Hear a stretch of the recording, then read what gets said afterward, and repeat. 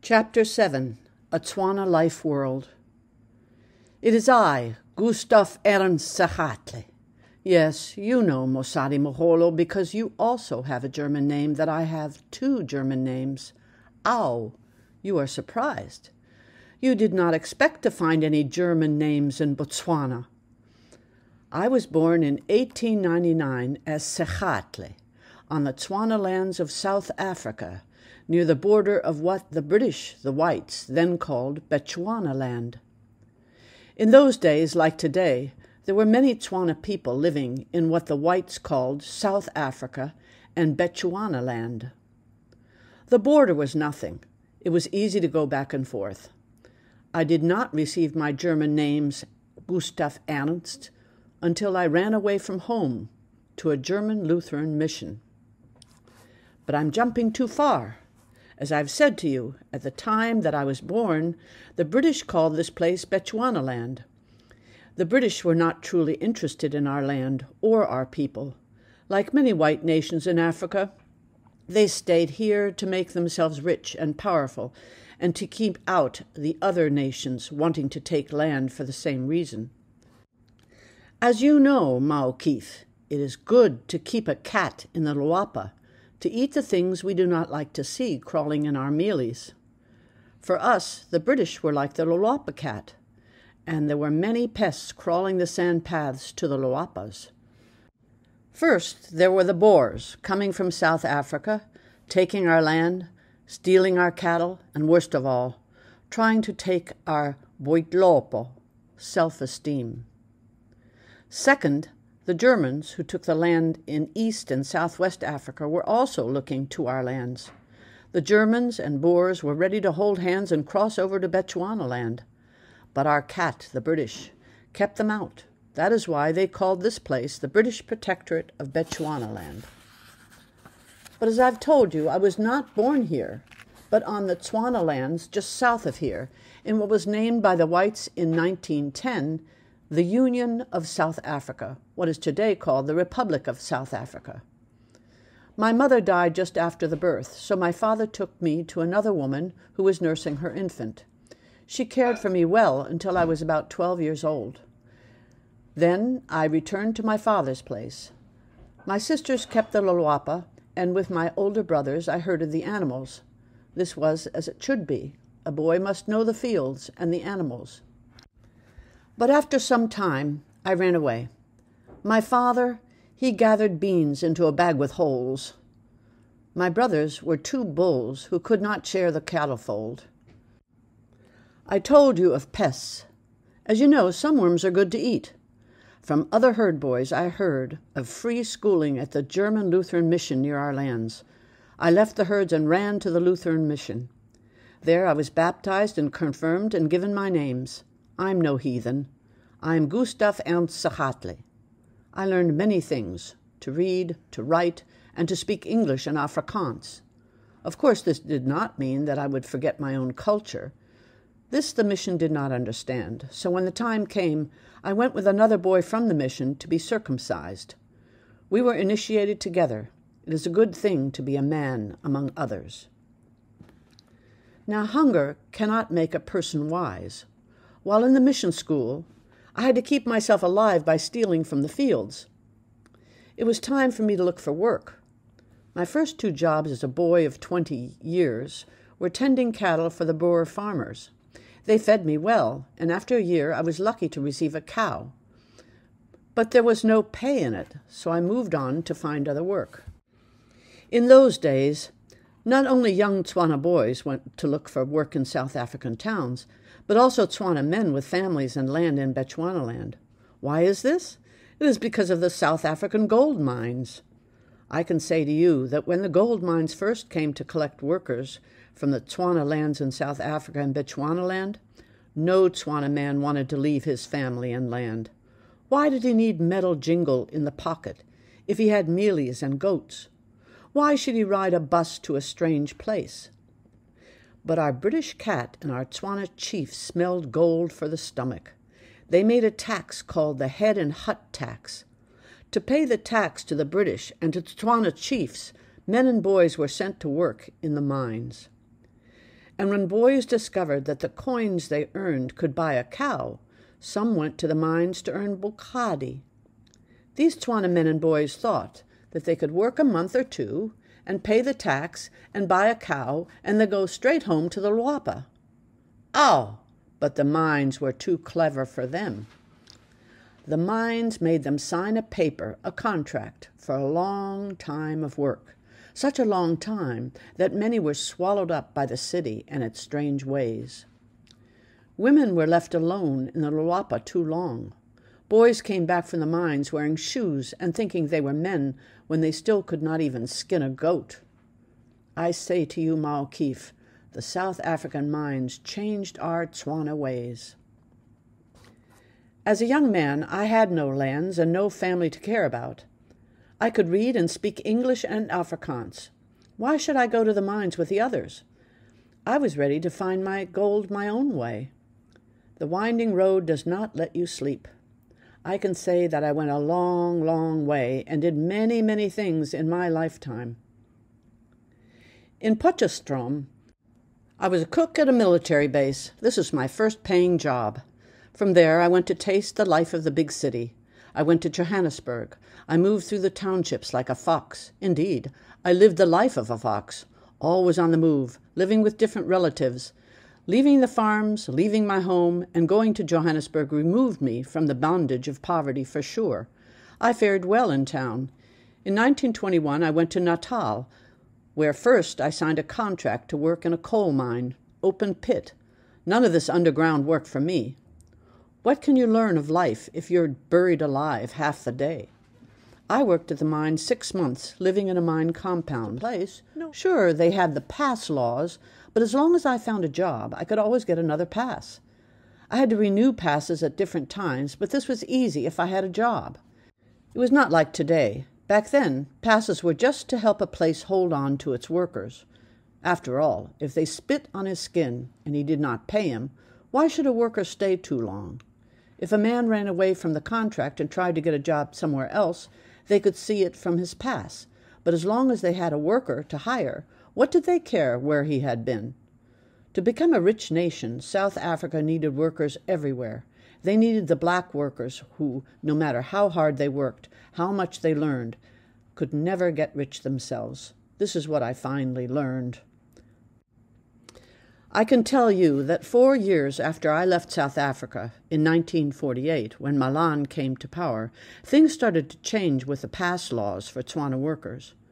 Malan was the first president of the Boer Party, and just like a Boer, and all the Boers after him, he kept black people down, down, down. Imagine, the Boers want a Tswana elder to say, "Yes, sir, boss," to get on his knees, to scrub the floors, to cut grass with scissors. The Boers use pass laws to keep apartheid planted, and is growing so big it will choke them all. But I am jumping too far. In 1929, I got a job at Grace Hospital as an apprentice to an electrician, a Scottish fellow named Mr. Halsey. I even used to go to his house and eat rice and drink tea and savor all kinds of delicacies of the white people. At this time, I was living at a location called Settlers. This guy Halsey used to have me do everything. He'd send me on errands to buy groceries, go do things for his wife, and as payment, he'd let me buy things for myself. I particularly liked a variety of food.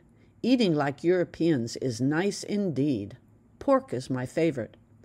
I ate well working with the electrician, but suddenly my luck changed.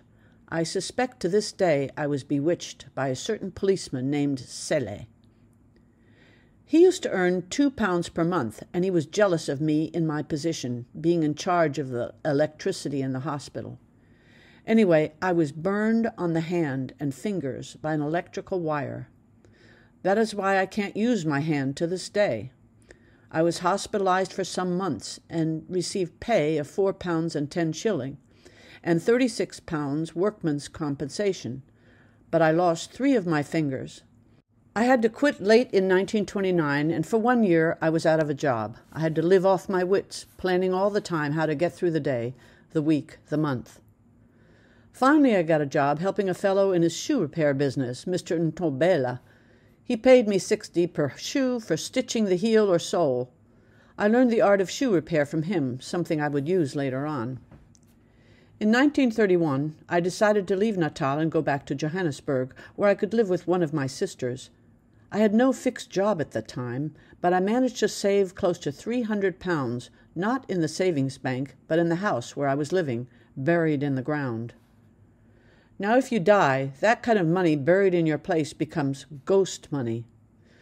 When I got back to Johannesburg, some friends and I once tried to dig up some ghost money we'd heard about. But do you think we got anywhere? This was in Mayfair, a suburb of Johannesburg.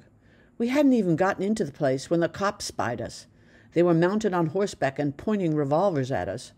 There we stood with our picks and shovels. Lucky for us, they just told us to beat it. I did a lot of things in Johannesburg. I was working as a peddler of soft goods with a certain Indian shop owner.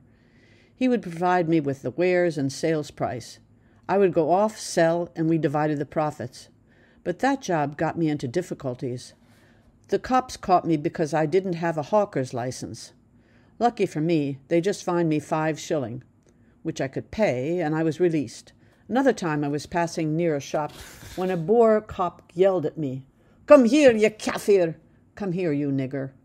I had no pass, so I had to escape. I jumped on my bike and took off. Now the roads were slippery, wet from recent rain. I was pedaling like mad with a Boer behind me on his horse. Off we went down the road, cop on my tail. Bad luck got me.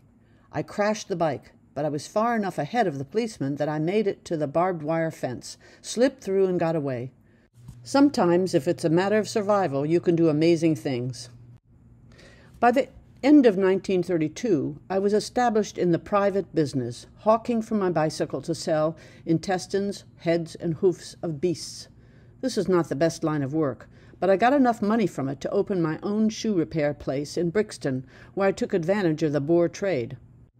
What a pain having to deal with Boers. One day, a Dutch lady came into the shop and said to me, mind you, no greeting or anything, "Hey, Jim!" Now my blood boiled. "How much do you charge to attach this heel to a lady's shoe?" I said, "I'm not Jim. Jim's in the backyard. So if you don't know me, which you don't, then you'd better call me by my trade. I'm Meneer Schoenmaker." So I took the shoe and threw it out the window. Hours later, her husband pitches up, and he had with him the same bloody shoe. He was very polite. He called me Meneer Schoenmaker. So I took the shoe and fixed it. Shortly after this, I moved my shop to Sophia Town, an African township, where I had business opportunities. Now in 1933, I had decided I'd better get to Botswana, Kapamadi, to learn about witchcraft. Now I'll tell you why. Just before I left Natal, when I was staying in Pietermaritzburg, I had sought out a witch doctor who could help me to become a witch doctor myself. The, quote, accident at Grace Hospital made me aware that if I was to succeed in this life, I'd have to learn to defend myself from the jealousy and envy of those with medical power. So I had begun my studies as a doctor. While I was running my shoe business in Sophia Town, I was practicing with new medicals to help people on occasion.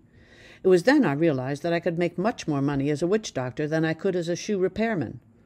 Also, I was hit by too many misfortunes, and I was convinced they could have been avoided completely if I'd known how to take proper medical precautions. I was arrested for a pass offense. I had neglected to renew my day's labor permit for 2 months. I was taken to Newlands police station, booked, and kept there 1 week. Again, I was once arrested for playing cards, gambling in the street at night. This time I was fined and discharged. Now all this would have been unnecessary if I'd known how to protect myself. So in 1933, I went to Kopong, Botswana, to learn to be a doctor in the hands of Mokgalagadi, a Tswana from the Kalahari Desert, who lived there, and there I became a powerful doctor. I went back to Johannesburg, but I dreamed of going back to Botswana one day. During this time I tried a lot of things. Some friends and I'd heard about the diamonds down in Lesotho, so we walked down to Maseru to see if we could turn up some. We spent months looking for diamonds, but had no luck. We were running short of food and money, so we had to do something in a hurry. We got into the business of delivering dacha, marijuana. It was a good line of work, but risky. I never got caught. It was good luck. A week after I left to come back to Johannesburg, all my friends who'd stayed to deliver dacha were arrested by the police. For the next 10 years, I did odd jobs in Johannesburg. I got into the taxi business with my brother's car. I was driving all over Johannesburg. All went well till 1939, when I was arrested for not having a driver's license. Actually, at that time, I'd hired a driver who had no license, and I had no business license, so we were both arrested and fined. This license business is hard to figure out. In 1936, I decided to try work in the gold mines, so I signed on a 9-month contract. I worked 1 day underground. It was horrible. You could lose your mind doing work like that. So I ran away. I was found by the police and arrested for running away from the mines. I was fined £1, 10 shilling, and discharged. The next few years I did odd jobs, but nothing big came along. My blood was beginning to cool. I grew tired of the fast life. I'd been doing quite well with starting a medical career in Johannesburg, but I longed to try my hands on the lands of Botswana. You see, my reputation as a witch doctor was spreading quickly. To this day, people still come from Johannesburg to see me. They pay cash and plenty of it. Here on the lands, people simply tell me of a cow or a sheep someplace or another. Most likely I'll never see it. And if I begin to press for payment, the patient might seek out another doctor to have me killed. So I wait and sell tobacco and kadi. The people from town and from cities, they pay plenty of cash. I've had good fortune in my medical practice. No one's ever died at my hands. Many barren women, whom I've made fertile again, have named children after me. They're testimony to my success. I've helped many keep their work by preparing medicines against their employer's wrath. Well, Mosadi Moholo, you know I am a powerful doctor. I was telling you that in 1944 I finally decided to leave Johannesburg for good. I gathered together all my belongings and packed them in my wagon and rolled my way to Botswana. No, Bechuanaland. When I came to this land, it was still, as before, the British protectorate of Bechuanaland. Certainly things had changed. There were some new roads, and some places had water. Schools and medicals could be found here and there. The British still were not interested in these lands and left many things to the chiefs. When first I came here, I bought a scrap van to haul and sell wood in Lobatse. But my heart lay in farming, so I got these fields, you see there, from Chief in Mokhoritsane.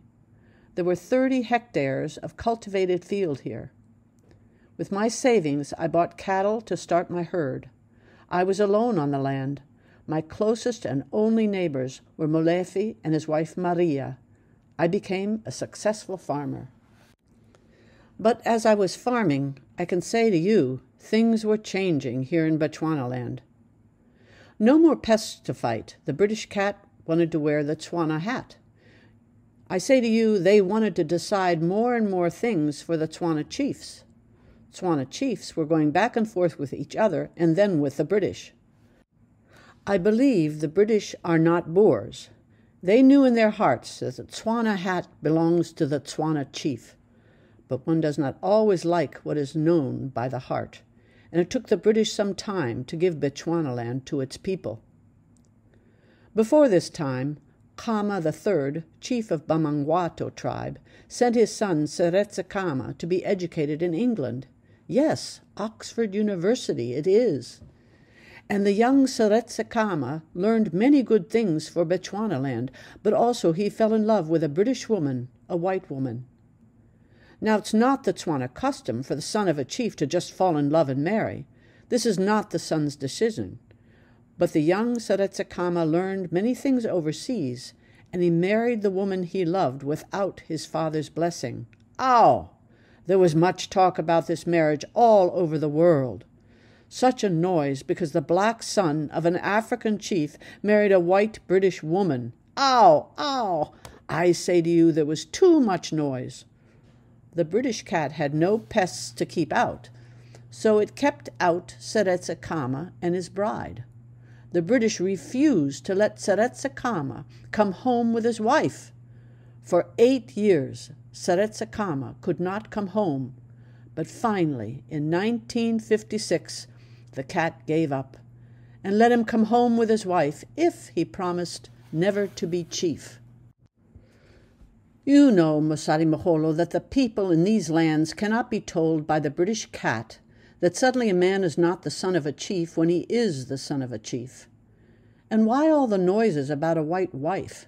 People are people. To separate people by color is a strange idea invented by the whites.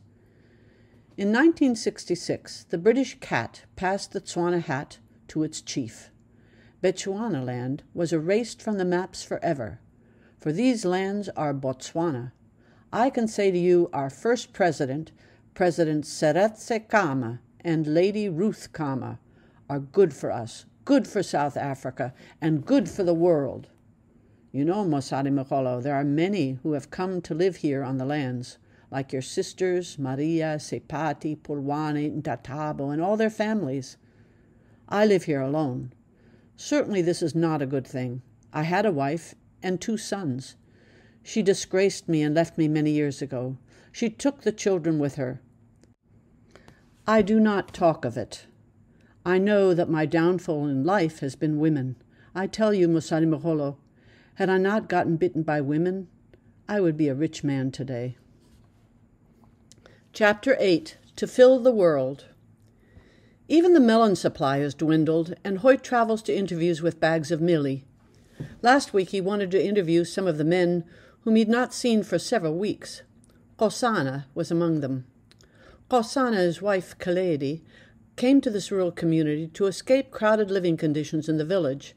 They're recent arrivals, and having just finished building their hut, they are now preparing for spring plowing. While his wife, pregnant with their first child, clears fields, Tswana goes off into the hills with his axe to look for wood. He hauls it back and carves household items, motse and kika, for stamping grain. With his earnings, he will buy seed for their first planting. At noon, Hoyt arrived at Tswana's place. It looked deserted. He stepped into the luapa and called out. A faint voice replied from within the hut. Kaledi, sitting on a goatskin mat with a newborn infant lying at her side, weakly called out to him, "Modise!" Reaching for Hoyt, she begged him for food. Tswana, she explained, had left to search for special wood he needed to carve. He'd been gone 2 days and still had not returned. The day after he left, the baby came. Kaledi was alone. After the birth, she was weak and sick. Walking was painful. She could not fetch water. Only little was left, not enough to cook mealie, and she feared that she would not have enough milk to feed the baby. She waited for Tswana, and in the meantime she also waited for someone to cross the field to help her. Hoyt returned to our place to seek my help. He planned to take me to help Kaledi so that he could continue his work. But I was not within calling distance. He threw down his interview schedule, loaded the truck with food supplies, and left for Tswana's place. He collected wood and set a fire. Kaledi cooked a meal. He filled her water buckets as she swept the loose dust from her luapa, and sat with her and the newborn until day's end. Tswana, Kaledi, and their infant arrived one morning for tea. The child, they said, would be named Modise. Hoyt bounced off his bike, beaming with pride, and abandoned his interviews. Everyone listened while Resahatli threw bones for the infant Modise. The group of men sitting in the luapa clamored to see the infant, and Resahatli passed the baby bundle like a rare treasure from one to the next. The infant Modise was passed around and coddled until it uttered its first fretful cry. Thereupon Molefi passed him to Kaledi, who nursed him to quell his discontent. Babies are not left to cry. Until they are finally weaned at about 2 years, they're generously cradled, cuddled, and carried. Parents and elder siblings lavish them with attention and affection. To each baby, the entire community is family. We have cattle, we have goats and sheep, but the greatest gift of God is the infant child, exclaimed Tabo. And the greatest work of woman is to fill the world, added Tswana. Tabo had held and looked at the infant with such wonder and delight that it would seem he had never seen an infant before. Yet Polwane had delivered infants to him 10 times, 7 of which had lived. And just last month, his 15-year-old daughter, Homolemo, delivered her firstborn, his first granddaughter. Homolemo has no husband and still lives with her parents, yet the birth of her daughter was greeted by the same enthusiasm as Kaleedi's. More than half, some say 90%, of all first children are born out of wedlock, and there's no stigma attached to such births. Like Homolemo, a young mother often stays with her family until marriage. The infant is cared for by everyone in the Luapa, and when grown to childhood, it is expected to contribute to the household along with its age mates. In rural society, where the smallest unit for survival in a homestead is 6 to 8 people, women and children are sources of life-sustaining labor. With a high infant death rate, each birth, each greatest gift of God, is a potential contributor to the group's survival.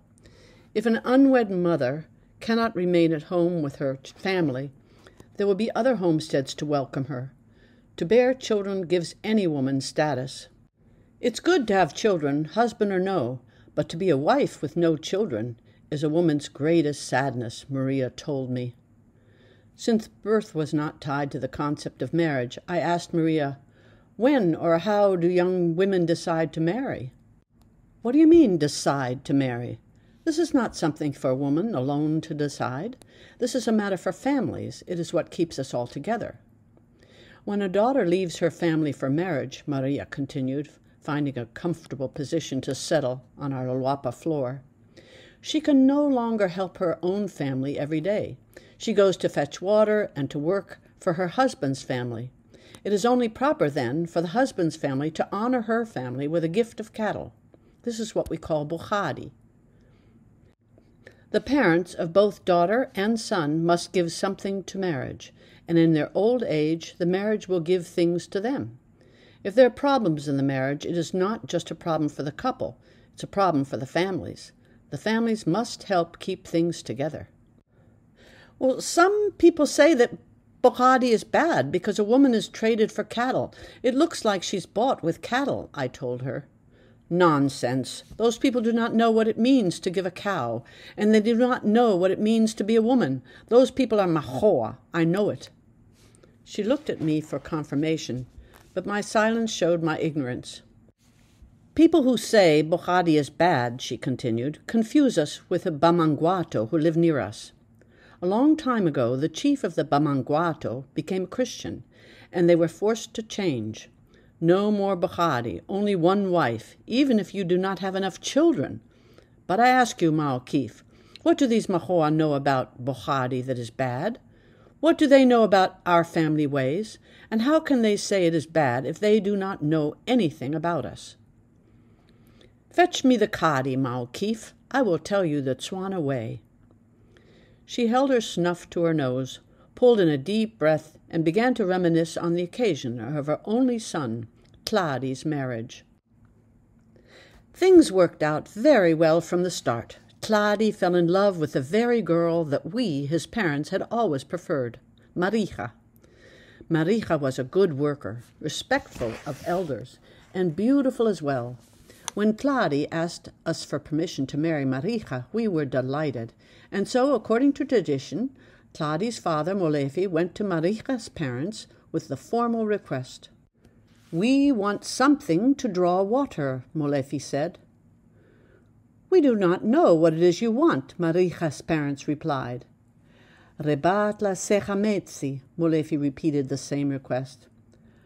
"Harit se simple, horeobat laeng," they replied a second time. Molefi repeated his request again, and throwing up their hands to display their ignorance, Marija's parents declared again, "We do not know what you want." After a moment of wonderful silence, Molefi finally said to Marija's parents, "We have a son, Tladi, who said you have a daughter whom he loves and with whom he hopes to make a family. Her name is Marija." Marija's parents then, of course, had to say that they needed time to think things over. After all, one must never be hasty or anxious. After they agreed to the marriage, I went with Sepati and Ntatabo to bring engagement gifts to Maricha's mother, blankets and dress material, and of course the elders from both families met to decide the number of cattle for a proper bogadi. They agreed that all cattle would be delivered on the wedding day, because Tladi loved Maricha. He worked day and night to earn his cattle for bogadi, and he went to the mines. Many days before the marriage, the walls of Maricha's home were smeared new with color and beautiful designs. They also prepared much food for the wedding guests. Finally, on the day of the wedding, all of Maricha's relatives gathered together to eat seswa. It is pounded meat. In this first light of the day, they could barely see us coming down their sand path. We carried with us the wedding dress and ring for Maricha, and of course we brought the cattle. We were quite a procession, and as we got closer to them, their women sang out with the highest, most lovely and long ululation. Tladi's father's brother led the procession of cattle to Maricha's parents. That was a sight. The uncle in front, with 3 men of the family, then the cattle, and they were beautiful ones, and 5 more men behind them. Upon entering Maricha's parents' place, the very last man at the back of the procession announced their arrival. Tswana! And calling attention to one of the cows, he shouted out its colors. Tladi's uncle and all the men approached the kraal and knelt down to pay respects and to greet the men of Maricha's family. Together the men all gathered at the fire to kneel down again. It was Tladi's uncle who spoke first. Rebatla sechametsi, we wish something to draw water. What do you want? He repeated his request twice more until he received the answer. Husiame, it's all right. Using Tladi's surname, the uncle then mentioned the cows. The men of Maricha's family stood up to show their sign of approval and went to see the animals. Meanwhile, women gathered. They spoke of drawing water and preparing the wedding feast. At the same time as the hide was removed from the slaughtered animals, the young pair, Tladi and Maricha, were to dress for the wedding. It was a grand feast. One hoof, of course, did not get cooked. It was presented to the oldest man of Tladi's family. The hoof, the same shape as what makes a woman, was a symbol of Maricha's innocence. If Maricha had come to her marriage with children, the hoof would have been cooked to show that she was used. That day was some years ago, and Tladi and Maricha have already given me 2 grandchildren, Maria said proudly. She fumbled in her skirt pocket for more snuff, unwrapped last bits, and pushed them up her nose. You know, Mao Keith, that Molefi and I have but 1 son, yet we'll have many grandchildren. Tladi's a good son. He was raised to follow tradition. He earned many cattle for his bogadi.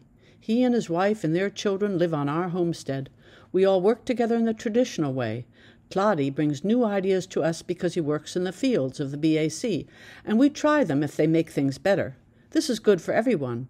We can bring in new ideas to make things better, but we do not change the traditional ways. News came this morning with the old woman, Mama Remi's mother. Rolling up the sleeve of her sweater, she displayed her badly bruised arm. Mama Remi and Resakatli sat listening intently. Out of curiosity, I left the dishes to soak and joined them to hear the old woman's report. The old woman had slept at Morwadi's place for the last few nights. 16-year-old Morwadi, her granddaughter, was having marital problems. For several weeks, Morwadi's husband had not provided her and their 1-year-old son any support. One day last week, Morwadi arrived home from town and found another woman's clothes in their hut. She gathered them up and took them to the elders of the village to be kept as evidence in case the need for a court proceeding should arise. This action infuriated her husband. He beat her, but she did not recoil in fear. She fought back with anger. This aggravated him further. He wrestled with her, successfully pinned her down, and beat her brutally.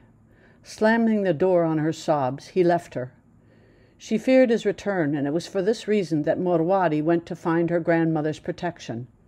Thus the old woman stayed with Morowadi and her infant son, waiting for the husband to return so that she might speak with him. Late one night, the three of them were sleeping soundly on their mats when they were suddenly awakened by an abrupt intrusion. Morowadi's husband returned with his parents. They did not pause to talk things over, but attacked, screaming angrily and striking out at Morowadi and her grandmother. The parents tried to hold the old woman down so that their son could get at Morowadi. Morowadi ran behind a mealie sack. The moonlight streamed in through the open door, and the old woman could see him go after her granddaughter. Lunging toward Morowadi, he pulled out a knife. The blade flashed in the darkness. The old woman struggled to free herself. Morowadi screamed. As quickly as they had come, the intruders fled. She lifted her sore limbs and went to the trembling granddaughter. She swabbed the wound on the young girl's breast. The cut was long, but not deep. They stopped the bleeding, barred the door, and waited for the end of night.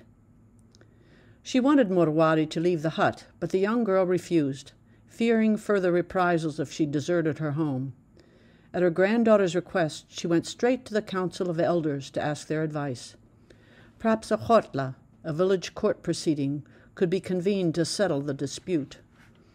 The old woman walked all day to reach our place. She now pleaded with Mamoremi to convince her daughter to leave the hut. She was certain that Morowadi's life was in danger. Resakatli shook his head. He knew Morowadi's husband's parents. Their son's action did not surprise him. Kittens of the wild cat are known by their mewing, he said. Resakatli and the old woman talked while Mamoremi sat stone-faced. Aware that I'd heard only one side of this marital dispute, I nevertheless could not remain a casual bystander. To Mamoremi I felt loyalty, and Resakatli's words encouraged me to take sides. I offered to drive Mamoremi to Morowadi's place as soon as Hoyt got back with the truck. Mamoremi expressed her gratitude and returned to her thoughts. That evening, Mamoremi and I left for Morowadi's place. We drove up to Morowadi's hut. When the motor stopped, all the main characters presented themselves by the Lolwapa wall. Morowadi and her baby, her husband, and both of his parents. Mamoremi stepped toward her daughter and said, "We hear you are sick. We've come to take you home." Morowadi replied that she could not come. Mamoremi repeated her words, and this time Morowadi did not respond. There was a strained silence. Morowadi finally spoke up. "You must go," she said. "I will walk you to the car." In a hushed voice, she said she feared for her life. The situation was bad, but she could not leave. Her husband had threatened witchcraft on her if she dared leave him. Mamoremi told her daughter that her grandmother had arranged for chotla. Morowadi seemed relieved, but the parting nevertheless was tense. The next morning, Mamoremi and I sat on a goat skin in the shade of a marula tree. She was unusually quiet all morning, and I realized how little I really knew about her. My continuous questions broke her pensive mood. At first she answered simply and to the point, but as I asked for more details and showed increasing interest, she warmed up to our conversation. With a bit of paper, she rolled tobacco, lit her cigarette, and took a long, satisfied puff. In the end, I was her captivated listener as she told me of her life.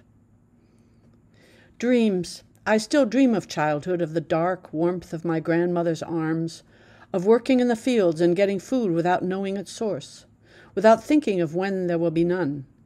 This is the dream from which I awaken on cold winter mornings. When I was a child, I dreamed other things. I would be a nurse or a teacher. A man would pay my parents bukadi, not just a few cattle, but many. We would be rich with many children. I would work as a nurse and teach my children. My parents lived in Mohoditsane. My brother, born in 1937, and I, born 4 years later, are their only children.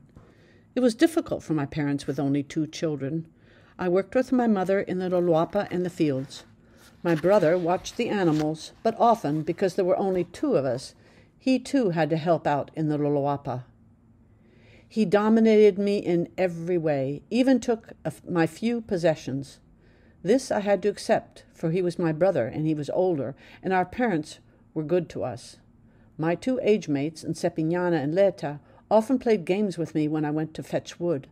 We saw others go to school, so secretly we played our game, go to school. We ran in a line, singing songs, sitting together in a row. 1, 2, 3. We scribbled lines in the sand. Ha! I begged my parents to send me to school, and finally they agreed. 3 years of joy. How I loved school. But when I was barely 15, my parents forced me to leave school.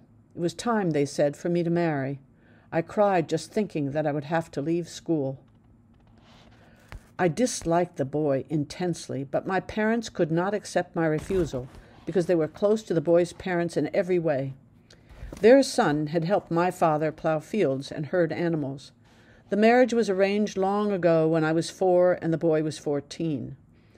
To refuse my parents' wish would be to insult their dignity. I had no choice. We accepted blankets as engagement gifts, and I prepared for marriage. There was a feast at our home. A cow was slaughtered for our engagement, and the boy moved into my hut. We did not move to his place because he had not yet paid bokhadi. For this he left for Johannesburg mines to earn the bokhadi of just 2 cows, but in truth I never saw him again.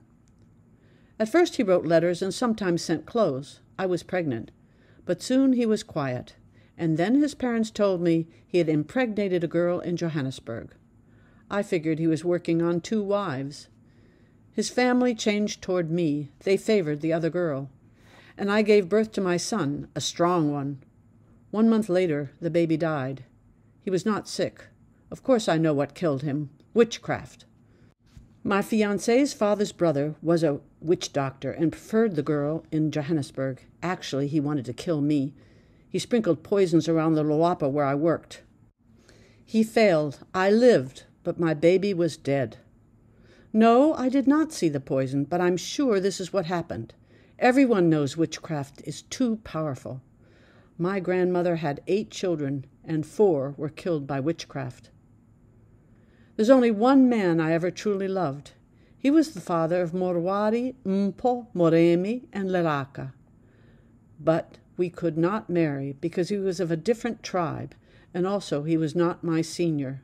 We were the same age, and he was a Kalanga. Do you know where the Kalanga live? It is far from here, in the north of Botswana. Most of the Kalanga live north of the Botswana border. I met him after my baby died. I ran from the witchcraft to visit a friend in Francistown.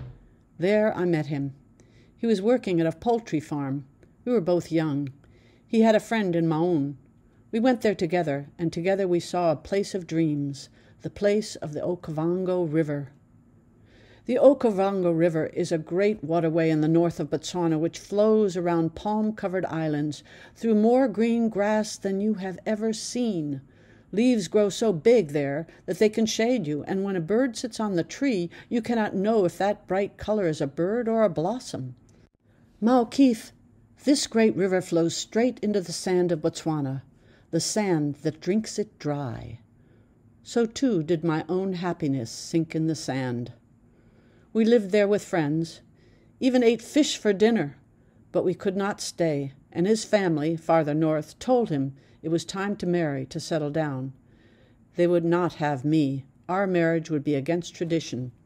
With no marriage, there's no bokhadi. With no bokhadi, a man's children are not his own. We separated, both to marry others. I had great hopes because the man who offered to marry me was a skilled builder. He gave the engagement gifts, and we moved to Molepolole, where he had a good government job. We lived with his parents along with my 4 children. I gave birth to his child, but it died the same afternoon. My 5th living child, Elena, was born in the next year. We lived there for 2 years. His job took him sometimes to other towns, and then one day he came home with another wife. She was pregnant. Now, a man has a right to marry a second wife, but if he forgets the first wife owes him nothing. He neglected me. I gathered my 5 children and headed for my home. Yes, my 5 children. He never paid bokhadi. My brother lives far away. My grandmother and father died in the same year. Now my mother, the grandmother to my children, is with us. She is the old woman, but I too am getting old. Like her, I followed traditional ways with Marwadi. She refused to marry that boy. Why did I force her?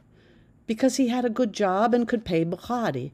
I thought things were better for her than for me. He paid Bukhari, but does not care about the child. It is not right for men to beat their wives, but they do it. No, I was never beaten, but I know this happens these days. Times changed. Traditionally, it was right for parents to arrange the marriage. Nowadays, such a marriage is no good. Men are slippery things. They are like water trickling away through the fingers. See what happened to Morwadi. The family says nothing. The Khotla will teach that boy. Whereas Botswana, as a modern African nation, models the higher levels of their judicial system after previous British colonial rule, its traditional system of justice, centered in the Khotla, has remained paramount at the local level for settling minor internal village disputes. The Council of Elders, represented by senior members of various lineages in the community, convenes the Khotla at the request of a senior household member who presents a grievance. Recently, Resakatli, a member of the Council of Elders in Kopong, officiated at a Khotla convened for a household which accused a man of stealing 2 piglets. The accused was found guilty. He was ordered to return the piglets and fined 1 goat to be paid to the household from which he stole. The Khotla system not only expedites legal matters efficiently, it serves to reinforce traditional laws and customs. It takes place in an open courtyard designated as the official Khotla, and invariably members of the community join the proceedings as spectators. The headman presides, and the respected elders, the old men of the community, are the jurors. After both sides of a case have been heard, the jurors deliberate until a consensus is reached. The headman presents the decision of the jury of elders to the community, often grounding it within the framework of the history and custom of the tribe. As participant observers, the community at large offers social sanction to the rulings of the court. Lacking a senior male member in the family, it was Morwadi's grandmother, the family's senior member, who requested a Khotla to settle Morwadi's marital problem. The meeting was scheduled 6 days later on the following Tuesday. Mama Remy left our place a day early. We arranged to meet her at the Khotla on the following day. Hoyt drove the truck down the dirt road, and Madala bounced back and forth between Resakatli and me, alternating laps. The Khotla is not scheduled for a particular clock time. There must be an understood time, however, for the courtyard seemed to fill up all at once. In mid-morning, when the sun was high and chores were done, people gathered. When all participants arrive, the Khotla is called to order. The precise time may vary from one Khotla to another, yet if I compare my one experience in an American courtyard, where, after waiting 9 months for a hearing, I was scheduled for 9 a.m., along with 50 other small claims, and waited all day for my name to be called at random, this system is more efficient many times over. We spotted Mama Remy immediately. She had not yet seated herself, but was leaning against a post on the periphery of the courtyard, dragging deep puffs off her rolled cigarette. The elders had taken their seats on the row of chairs next to the desk. Calmly nursing her son, Morwadi also sat in a chair, facing the crowd of villagers seated on the ground before her. Her husband sat on the opposite side of the arena with his parents and a few age-mates. When we greeted Mama Remy, she motioned me to sit on the ground with the old woman near Morwadi's chair. Hoyt, hoping to remain outside of the proceedings, sat down on a rock in the very back of the arena. Upon seeing him, an elder rushed over to him with a chair. No man was to sit on the ground during a Khotla, and a rock was no seat. Resakatli, who often sat with this council of elders, could not join them in this case. Being party to the case, he sat as an observer on a chair near Morwadi. As tradition dictates, the headman and the counselor arrived and took their seat behind the desk, and for current government records, a court transcriber joined them. The Khotla was called to order. Chronologically, Morwadi slowly and clearly stated her testimony. When the counselor spilled the contents of the cardboard box onto the table to show the clothing to which she referred, there was not a flicker of recognition from the audience. When Morwadi unbuttoned her blouse to show her wound, no one edged forward to see better, and there were no murmurs. A respectful, unemotional calm reigned as people carefully listened. The transcriber wrote furiously to keep up with her words. When she concluded, the counselor questioned her at length, demanding that she repeat aspects of her testimony and asking for additional details. Did she want to remain with her husband, he asked, to which she gave a firm no. When he was satisfied with a complete account, he dismissed her and called her husband to the chair. His report was brief. He denied the accusations. He did not know where she got those clothes. He knew nothing of her wound. He described his workday and insisted that he provided adequately for his wife and son. The counselor questioned him. He asked him to account for his actions at particular times on particular days. He was quick to pick up on minor discrepancies between the accused's opening statement and his response to questions. He repeated verbatim segments of his earlier testimony which conflicted with his present statements. This confused the witness. He wiped his brow and squirmed, a sign of guilt. He admitted difficulties with his marriage. He regretted past action. He wanted to remain with his wife. The jury of elders met briefly and found him guilty of lying to the court and the failure to support his wife and child. The headman lectured him on familial duties and fined him 20 pula, $30, to be paid to the khotla within a week or spend 3 months in jail. He was told never to beat or injure his wife. Any grave disputes were to be brought to the khotla. The couple was told to live together again in peace. If the husband was again found guilty of any transgression before this khotla, he would be expelled from the community. Mama Remy was pleased with the outcome, but Morwadi was disappointed. She did not want to go back to her husband. Downcast, she strapped her baby to her back and walked off with him. His parents went their separate way, as did we. Driving home, Hoyt and I were still stunned at the counselor's abilities for precise recall. He'd quoted large sections of earlier testimony during his cross-examination without reference to the transcriber's notes. Resakat explained that he was raised to do this job. His father had been a well-known counselor, and as a young child he apprenticed with him, going to every khotla to listen and learn.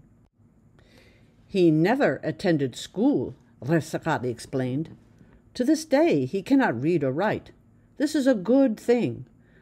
Clever ways of speaking and exact memory for what is spoken takes up the whole of his brain.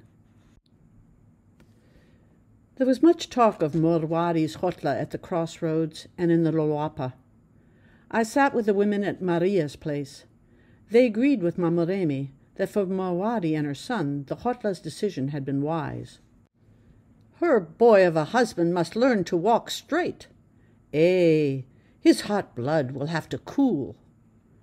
But what about Morwadi? I asked. She did not want to stay with her husband. Her feelings were not considered. She lost the case, I concluded. Ow, ow, they shouted in return. She is a young girl with a baby. She has a hut of her own with him. Her husband has a government job. If she runs off with the baby, Mao Keith, she will return to Mama Remy and her grandmother. Mama Remy added, and her boy husband will grow fat while the baby starves. I have nothing to feed her. She would have to go work with her grandmother or brew kadi somewhere else. She's young, I argued. She could try to train for a job somewhere so that she could live on her own. Ow, in town? Where would the family be, Mao Keith? Look in town, Mao Keith, Maria spoke out. Children grow up in the streets and sleep on the curbs when there's no family to keep them.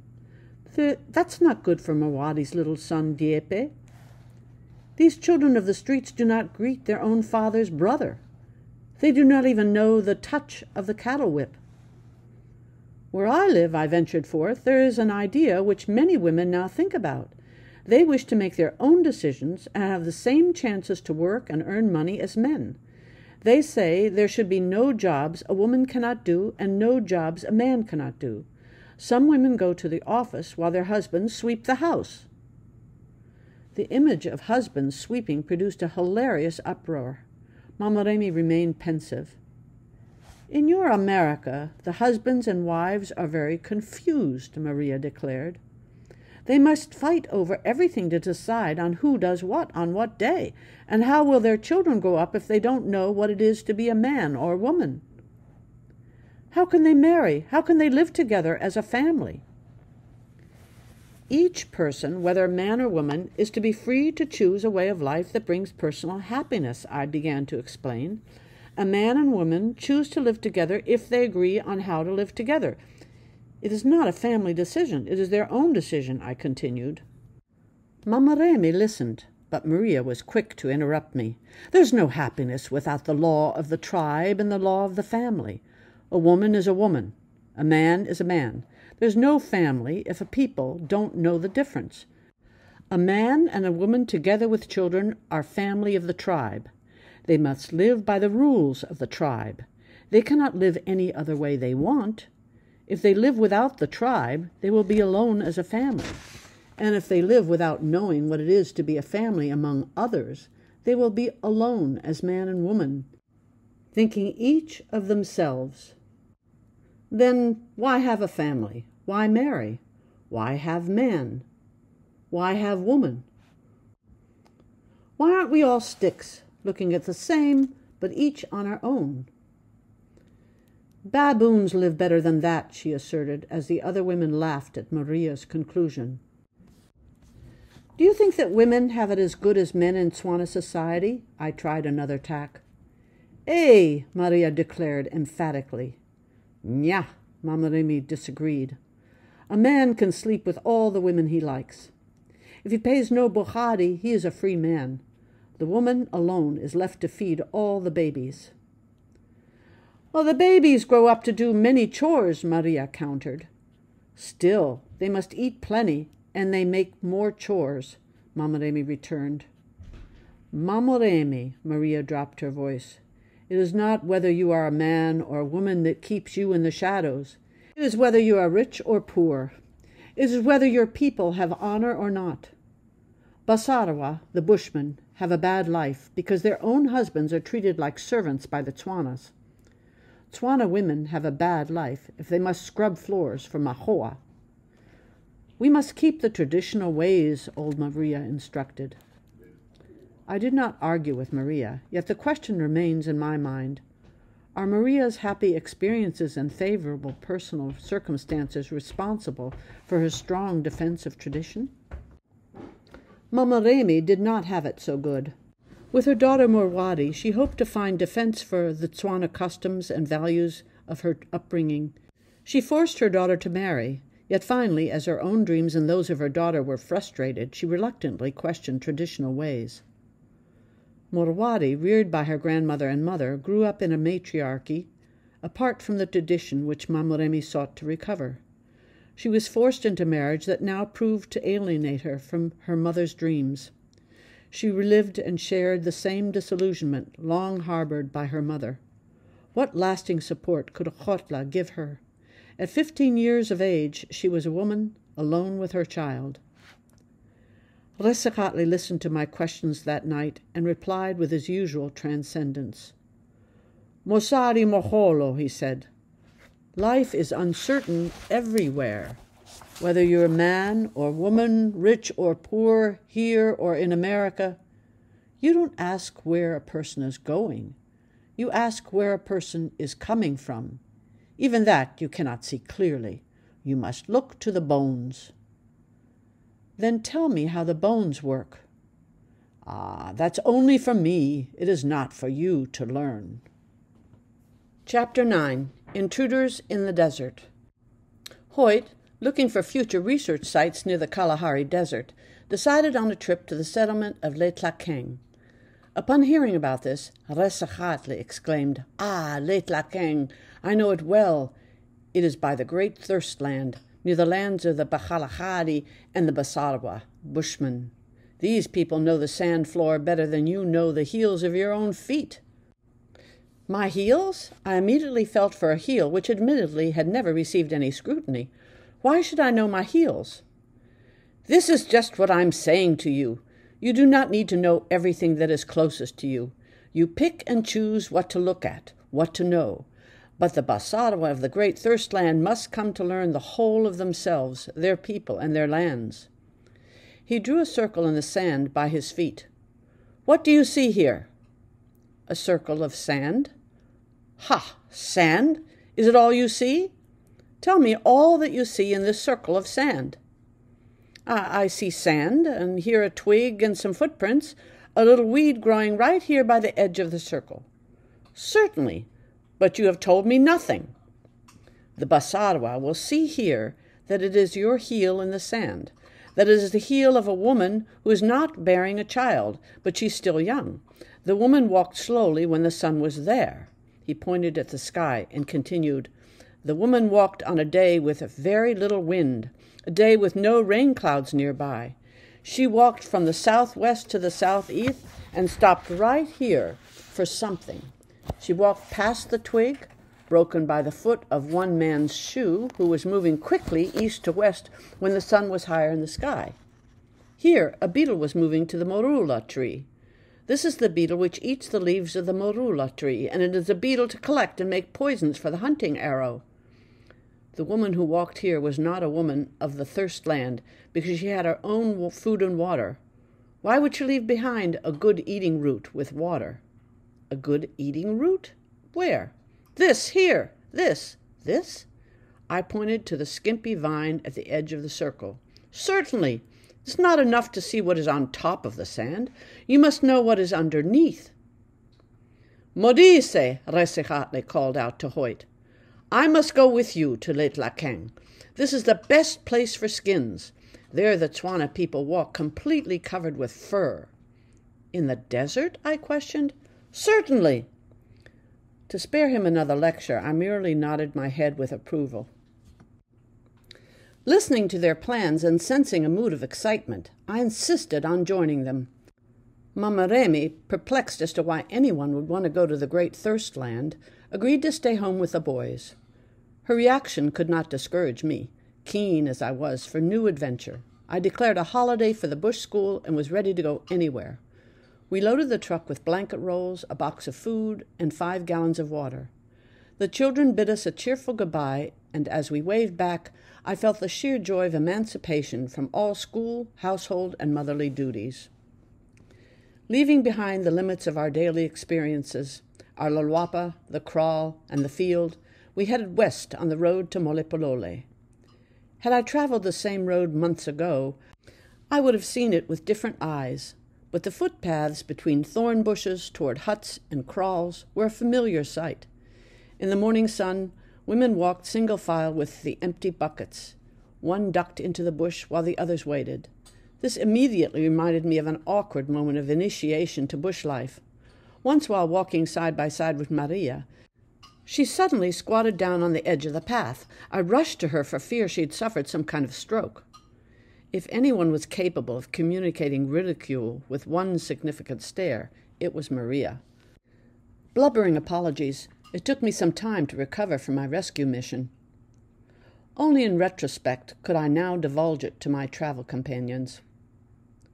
There were individual rural settlements much like ours all along the road to Molepolole. We passed huts decorated with 2 shades of color extracted from different clays, a lalwapa wall displaying contrasting colors in a spectacular geometric pattern. I would like to make a wall like that. I looked out with envy. The soils with such colors are not near our lands, Rasakatli noted. But look, there at the stack of borjang, long grasses. These you will have. Soon it will be time for us as well to prepare for the rainy season. Before Pula comes, 2 of our huts will need new thatching. We stopped for cattle, sauntering across the road behind a herdsman's whip. 3 bare-chested boys with whips of their own stopped momentarily to look curiously at our car. We have a saying, Resakatli said. To corral the cattle is done only by a man with sons. Cattle are the pride of Botswana. For the nation, they are a major export item.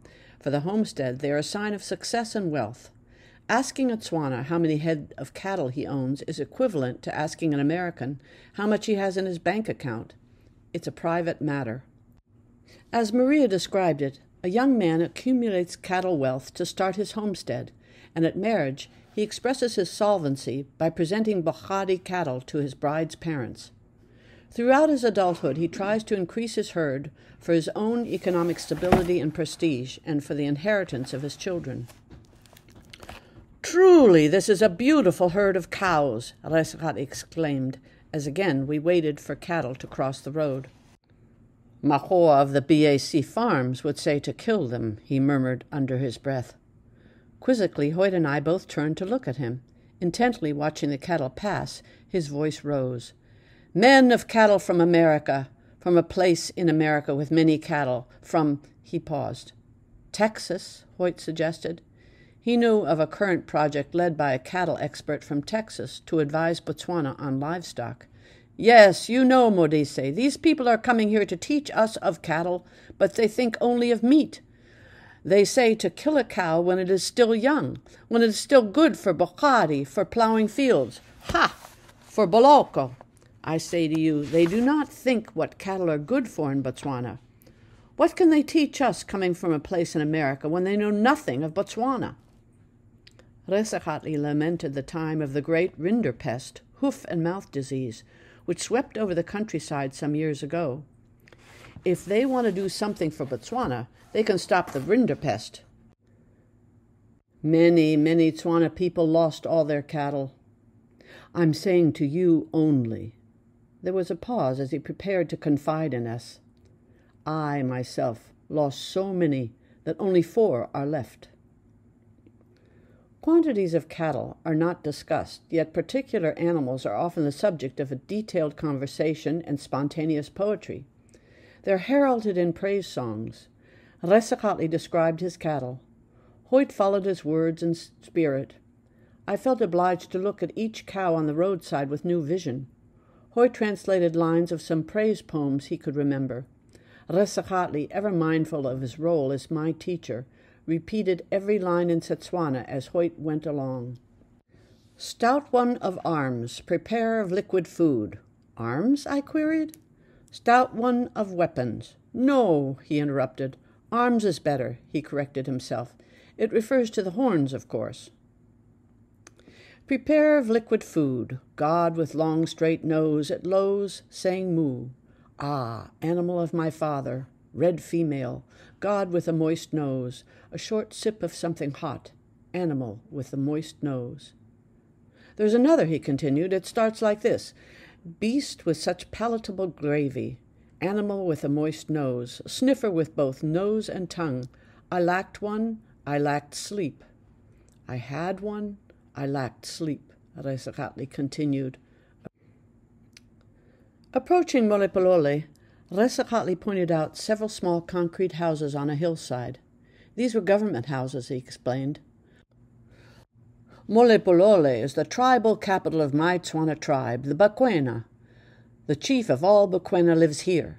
His lwapa is for all. It is the Khotla meeting place for all the Bakwena. We are one family, and he is the head of the family.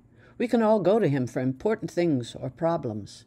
It is here that long ago I went to the chief to get my lands, for it was the chief that knew all the lands and gave it to farm. I told him I would not live in the village but stay on the lands. The chief had a good laugh, seeing me staying on the lands all the year. He laughed? Certainly, he was pleased. He knew I was a doctor, and it is a good thing for me to be near the fields to make my medicals. In those days, a family did not live all year where it farmed the land, he continued. Families live in a village or town and only went to the lands at the time of planting for the rainy season. Women went to the lands, and their sons stayed at the cattle post, bringing the cattle to plow when it was time. What about the men? I asked. Men went back and forth from the lands to the cattle post, working on the lands and on the cattle post. When there were no more crops, the family lived together again in the village. But I never lived in the village, even when I had a wife to go to the lands. From the very beginning, I wanted to stay only on my lands. It is the beauty of Botswana. When Maria and Molefi came to the lands, they still had a place in the village, but after a few years, they too decided to stay only on the lands. Why? It is as many are doing today. They are staying only on the lands. Why? I can say to you, it is because the village and towns are changing. Many young people do not want to stay on the lands, so they run to live in town. Town in the east, like Gaborone and Francistown, near the railroad line, are getting full of people coming from everywhere, people who do not know the Tswana way. It is too much people. It is not a good thing to leave your place behind. Molepolole is to the west, not too close to the railroad, he continued. Molepolole is still like a big Tswana village, not too crowded. Here many people can live in the old way, going from their lands and cattle posts to the village Roloapa. You can see they are living here with goats and sheep, but soon many will go to live on their lands. We passed a one-room general store. 2 sleepy mules did not even twitch as the driver loaded their burden of sacks onto the cart. Worn wheels still intact, the cart was simply the rusty shell of the back half of an automobile. Separated by decorated walls and thick bushes, family compounds were pressed hedge to hedge. In one open space, a queue of women and young girls with infants strapped on backs and toddlers at their sides waited their turn at a water pump. Goats and sheep wandered about, probably wending their way to the nearby fields. Behind them, a group of herd boys ran playfully, pushing each other. 2 of their companions rushed to catch up, but stopped abruptly by the side of the road as they saw us approach. "Sweets! Sweets!" they sang out in unison, and as we passed, they leaped across the road to join the others. In Molepolole, we turned westward onto a narrow, sandy road. This was to be our track for over 40 kilometers to Letlakeng. Our Mazda was merely a miniature model truck with 3-speed gear shift and no more clearance than an ordinary city sedan. To allay any misgivings, we stopped an oncoming 4-wheel-drive Bedford truck to inquire about the condition of the road ahead. The driver assured us that without 4-wheel drive the going would be difficult, but, he added, if we proceeded with care, we could probably manage it. We drove on. After 15 kilometers, we were accustomed to the rough ride. Hoyt commented that the track was worn down so much so that the center aisle was quite high. The differential seemed to be dragging slightly in the sand as we drove steadily downhill. Resekatli and I nodded and continued our conversation. "Mosadi Moholo, I'm telling you, Letlakeng is a beautiful place for skins," he exclaimed, affectionately patting my knee. "I will buy 2 pair of pants," he declared expansively. "Resekatli," I interrupted his ravings about skins. "When we get to Letlakeng, I want to see the Bakhalehadi and the Bushmen of the desert." "Certainly, you will see them, but you will see them like they live today, tending the cattle post, waiting for the mine bus, or serving the Tswanas who live there." "What? What of reading footprints in the sand? What of the beetle for the poison arrow? What of the good root to eat? Resekatli, what are you saying to me? How does serving Tswana and the cattle post duties fit in with reading a sand circle?" "Oh, lulu, Mosadi Moholo, you are shooting too many bullets at once." "What do you mean, waiting for the mine bus?" Before the Tswana people came to Letlakeng, only the Basarwa, the Bushmen, were living here. They hunted and gathered food and, yes, read the sand. Then the Kalahari, who were running from the Tswana people, came with their cattle to farm. They had weapons and made the Basarwa their servants. Because the Basarwa knew these thirst lands, they hunted and herded animals for the Kalahari. Then, of course, the Tswana people caught up with the Kalahari, and so today the Tswana people use Kalahari and Basarwa as their servants, mostly to tend the cattle posts because there is no longer any rain here for planting. After 30 kilometers, we left behind the last huts and kraals. We crossed a broad field of bojang. But for the white sandy soil, the high golden grasses catching the breeze and playing out its rhythm passed for a fertile wheat field. This hardly looks like a desert to me. If those grasses can grow, why can't crops? To Resakatli, this idea was absurd and warranted a lecture. Here there was very little rainfall. Only a few trees could grow big enough for shade. Many varieties of thorn bushes, grasses, and vines covered the sand, but only a few could provide any sustenance. Here on the perimeters of the Kalahari Desert, the Tswana, like the Bushmen who lived farther west, could not grow crops. They knew which roots were edible, but depended on the hunt to stay alive. And if there is no rain, there's nothing near to hunt, he continued. Everybody's hungry, the Basarwa, the Kalahari, and the Tswana people. To drink warm milk, hungry boys leave home for the cattle posts, and if they are lucky, they can earn a calf after a year or so. Other young men do not think of the cattle post. Unlike the elders, they cannot bear the pain of hunger. They lie in the sand holding their stomachs and wait for the mine bus. What about hunting? What about digging roots? Only the Basarwa, who stay far west of Lake Lakeng, deep inside the thirst land, who do not mix with the Tswana ways, they can live very well.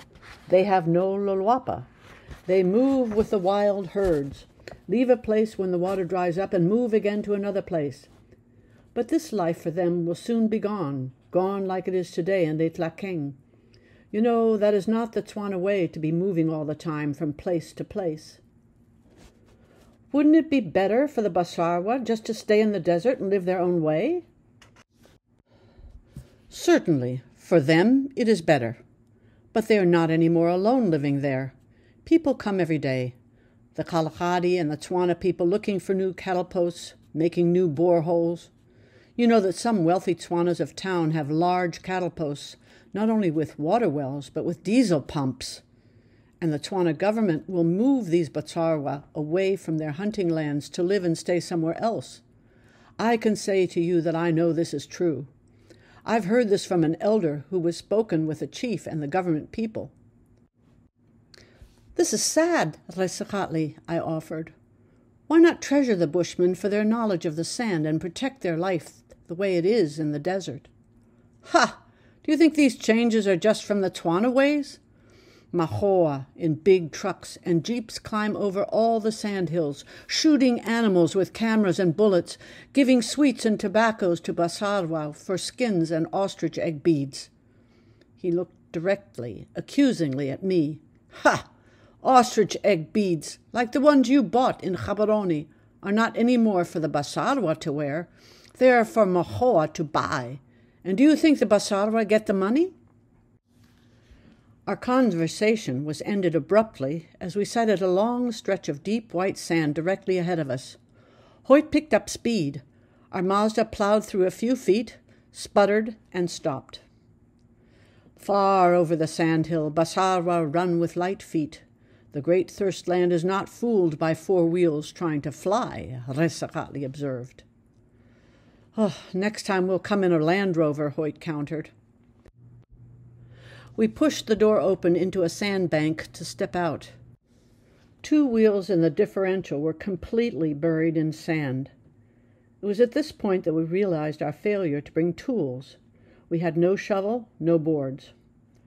Our Madala, Resakatli, did not look on, but joined us on his knees to scoop sand. Scooping sand! Scooping sand gave me time to think of the meaning Resakatli attributed to my ostrich egg beads. I wear them in honor of the Bushmen, my inner voice repeated as I scooped more sand. I wear them in recognition of and admiration for, yes, in recognition of and admiration for their way of life, I repeated to myself while scooping more sand. We scooped sand in silence until clear. At last we pushed our way out, only to get stuck again after driving a few feet further. Just 10 kilometers from our destination, we looked down the sandy stretch ahead. Resigned, Hoyt concluded, "We'll have to turn around and go back." Each feeling the measure of our own disappointment. It was a disappointment overshadowed by the question we dared not ask aloud. Turn around and go back? How? I comforted myself. 5 gallons of water, if used sparingly, would surely do until help came by. Resecatli knew the edible roots. Forget what lines there may be lurking about. Goodness knows how long we could survive in this very spot. Looking helplessly ahead of us, while waiting for someone to come up with an idea, we spotted a heavy-duty truck barreling down the track toward us. In no time at all, a dozen hefty men piled out, lifted our car up and around, and bade us goodbye with the reassurance that they would be back down this very same road 5 days hence, just in case we got stuck again. We actually laughed at the thought, confident that our return could be managed with ease. What we had not considered was that upon returning we would be on an uphill grade. Going downhill, our differential had merely dragged along the medium strip. Now, with no downhill momentum, it buried itself again and again. After digging ourselves out several times, we tried riding the right wheel up on the bank and the left wheel on the track. The only difference was that we stopped now to dig out the wheels rather than the differential. At one point, when the right wheels rode onto a particular high section of the sandbank, the car teetered as if about to roll over, when, just in time, the wheels slipped off the sandbank. Sand piled down with them, and we were buried again.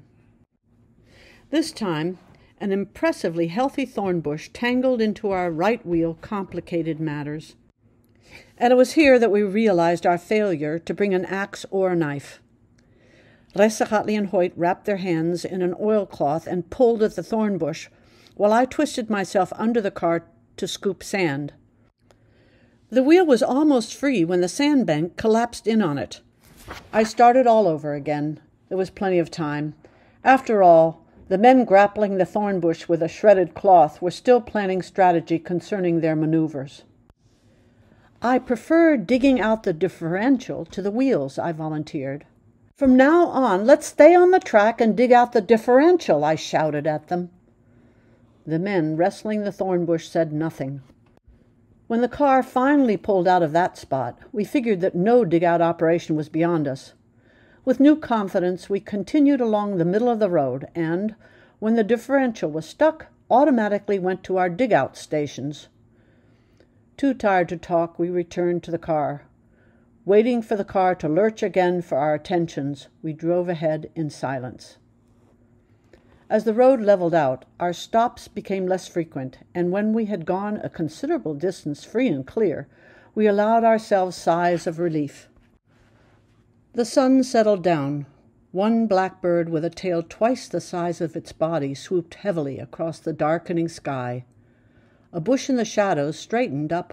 An ostrich, startled by the sound of our car, ran to its partner in the distant field. Night rolled in. We, intruders of the desert, were relieved to see the dim lights of Molepolole scattered in the hills. Battle-weary, we turned onto the main road and sped toward Haparoni.